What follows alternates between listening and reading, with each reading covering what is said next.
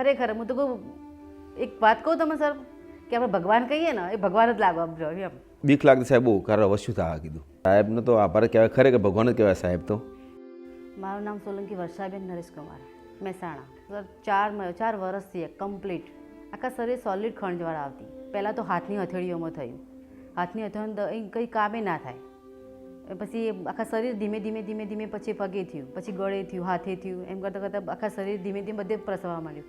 એટલી દવાઓ લાયા ને પણ કોઈ ફરક જ ના પડે. કોઈ ડૉક્ટર બાકી જ નહીં રાખ્યા. હા એવું થયું હતું કે હવે સારું શું થશે, નહીં મોટો તો બાળકોનું શું થશે.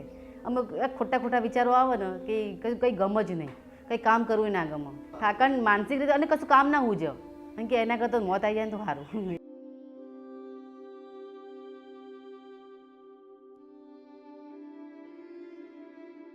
વધારે તકલીફ હતી અહીંયા માથા પાછળ વધારે થયું, પગે આટલા સુધી આવી ગયું.